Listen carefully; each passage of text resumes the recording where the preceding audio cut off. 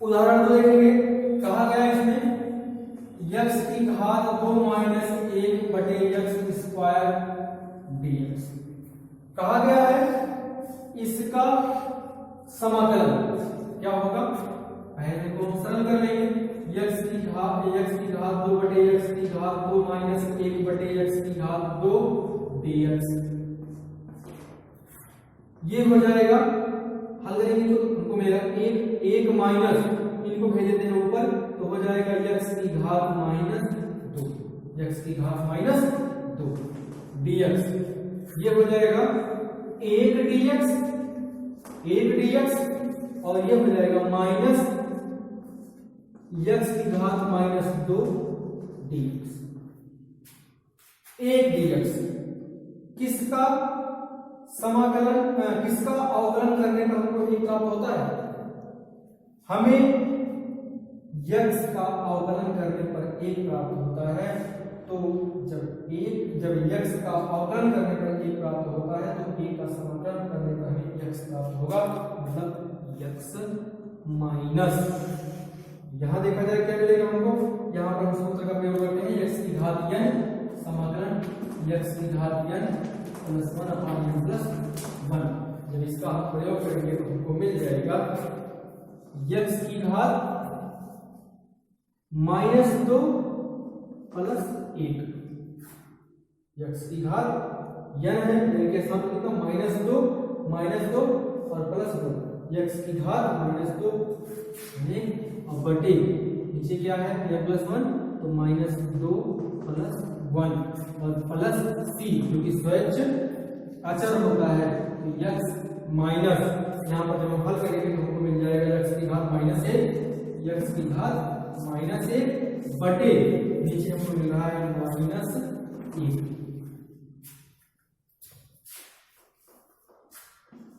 Minus 1 plus c। अब ये हो जाएगा x माइनस, ये माइनस हो जाएगा प्लस x की घात माइनस 1 प्लस c, लिख सकते हैं x प्लस 1 बटा x प्लस c, और इसको लिखा जाता है x स्क्वायर प्लस 1 अपान x प्लस c। ऐसे तो इतने का समाकलन क्या होगा, x स्क्वायर धन 1 बटे x प्लस c।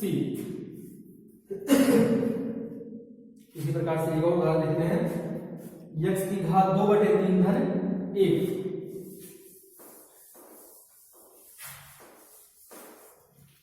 x की घात 2 बटे 3 धन 1, इसका समाकलन देखते हैं dx। तो x की घात 2 बटे 3 dx धन 1 dx।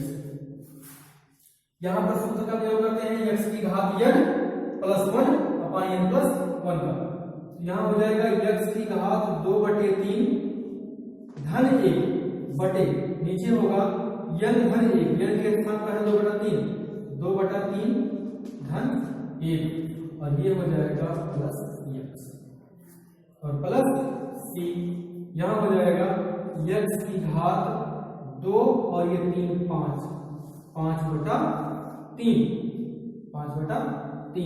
बटे हो जाएगा 5 बटा 3 प्लस x प्लस c, इस 3 का उपयोग हो जाता है ऊपर, तो 3 बटे 5 x की घात 5 बटे 3 x प्लस c। तो इतने का समाकलन ये होगा। ठीक, आगे बढ़ते हैं, प्रश्नावली करते हैं, देखते हैं प्रश्नावली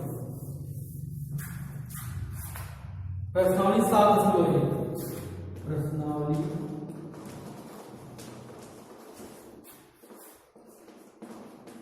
7.1 साइन 2x।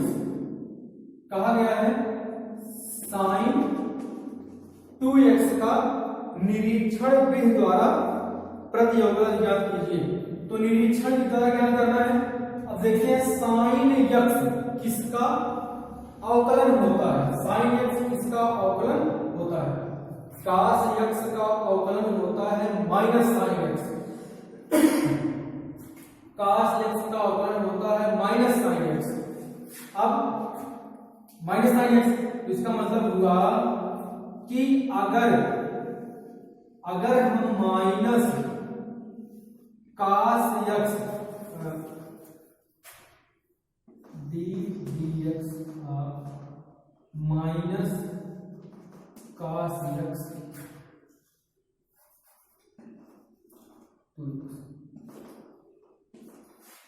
अगर हम माइनस cos 2x का अवकलन करें, क्योंकि साइन 2x किसका अवकलन करने पर प्राप्त होता है? साइन x, हमें साइन x cos x का अवकलन करने पर प्राप्त होता है। cos x का अवकलन होता है minus sine x,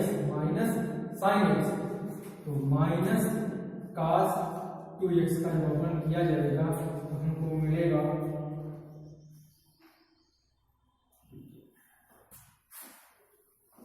cos 2x, तो ये होगा माइनस साइन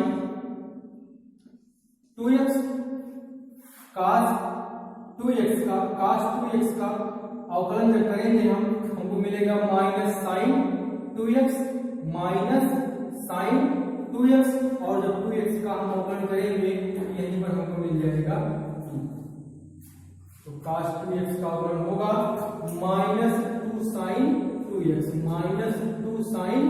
2x, पक्षांतर कर लेते हैं माइनस 1/2, माइनस का भी और 2 का भी पक्षांतर कर लेते हैं, क्योंकि हमें साइन 2x का प्रति अवकलज ज्ञात करना है, तो d/dx और यहाँ हो गया cos 2x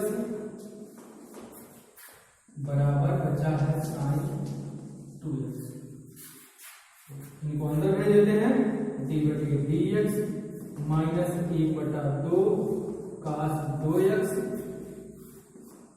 बराबर sin 2x, minus 1/2 cos 2x का अवकलन है sin 2x, या कहा जाए sin 2x का प्रति अवकलन है माइनस 1/2 cos 2x। इसमें आगे देखते हैं दूसरा cos 3x कहा गया है cos 3। अब cos 3x cos x किसका अवकलन होता है? sin x का अवकलन होता है cos x, तो dx of sin 3x, cos 3x किसका अवकलन cos x किसका अवकलन होता है? cos x अवकलन होता है sin x का, तो हम sin 3x का अवकलन करके क्या करेंगे, इसका प्रति अवकलन क्या होगा, तो sin 3x का अवकलन हम करेंगे, हमको मिल जाएगा cos 3x, और फिर 3x का जब हम अवकलन करेंगे हमको मिल जाएगा 3 dx। अब इस 3 का पक्षांतर कर लेंगे, 1/3 sin 3x बराबर cos 3x, 1/3 अंदर लेते हैं, 1/3 sin 3x बराबर cos 3। अब मतलब 1/3 sin 3x का अगर अवकलन किया जाए तो हमको cos 3x मिलेगा, और यदि कहा जाए कि cos 3x का प्रति अवकलज ये इसका प्रति अवकलज है और ये इसका अवकलज है, तो इस प्रकार से cos 3x का अवकलन का प्रति अवकलन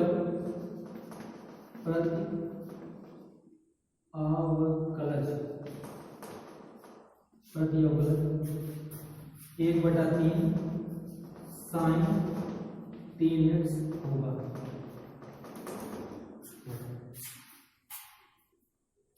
ठीक, अब आगे बढ़ते हैं। तीसरा प्रश्न देखते हैं।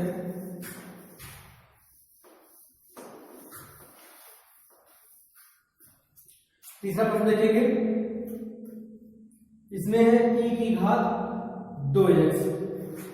तीसरा है e की घात 2x। e की घात 2x का जब हम अब e की घात 2x किसका, e की घात x इसका अवकलन करने पर हमें प्राप्त होता है। हमें e की घात x प्राप्त होता है e की घात x का ही अवकलन करने पर। तो मतलब हम e की घात 2x का अवकलन करेंगे। e की घात 2x का अवकलन करेंगे, हमको मिलेगा सबसे पहले तो e की घात 2x, और जब हम 2x का अवकलन करेंगे तो हमको मिल जाएगा 2। पक्षांतर करते हैं 2 का, d बटे dx, ये 2 है इधर, 1/2 e की घात 2x बराबर e की घात 2x। अंदर भेजते हैं 1/2 को, 1/2 e की घात 2x बराबर e की घात 2x। मतलब क्या हुआ कि 1/2 e की घात 2x का जब हम अवकलन करेंगे तो हमको e की घात 2x मिलेगा। मतलब e की घात 2x का प्रति अवकलन 1/2 sin 2x होगा। अगला प्रश्न है चौथे में है ax धन b की घात 2। अब घात 2 है, ये ax धन b की घात 2 किसका अवकलन करने पर प्राप्त होगा। घात अगर यहां पर 3 हो, घात यहां पर अगर 3 हो तो हम उसका अवकलन करेंगे, घात हमको 2 प्राप्त होगी। मतलब d बटे dx, ax धन b की घात 3 का अगर अवकलन किया जाए तो हमको घात 2 प्राप्त होगी। तो होगा ये, इनका अवकलन करते हैं 3, सबसे पहले 3 मिलेगा, ax धन b की घात 2, x की घात का अवकलन करने पर मिलता है हमको n x की घात -1। तो n ये हो गया, और x की घात n मतलब 3 में से 1 घटा देंगे 2। अब इस अंदर वाले का भी अवकलन करना होगा। जब ax का अवकलन करेंगे तो हमको मिलेगा a, लेकिन जब b का अवकलन करेंगे हमको मिल जाएगा 0। तो अब इस 3a का हम पक्षांतर कर लेंगे इधर, तो 1/3 ax धन b की घात 3 बराबर ax धन b की घात 3 d dx बराबर ax धन b की घात 2। मतलब अगर 1/3 ax धन b की घात 3 का अवकलन किया जाए तो हमको ax धन b का होल स्क्वायर प्राप्त होगा। अगर इसका हम या कहा जाए कि ये इसका प्रति अवकलज है, या कहा जाए कि ये इसका अवकलज है। ठीक। प्रश्न 5 आप लोग स्वयं हल कीजिएगा, क्योंकि प्रश्न 5 जो है वो प्रश्न 1 और प्रश्न 3 का संयोग है, दोनों को मिलाकर बनाया गया है।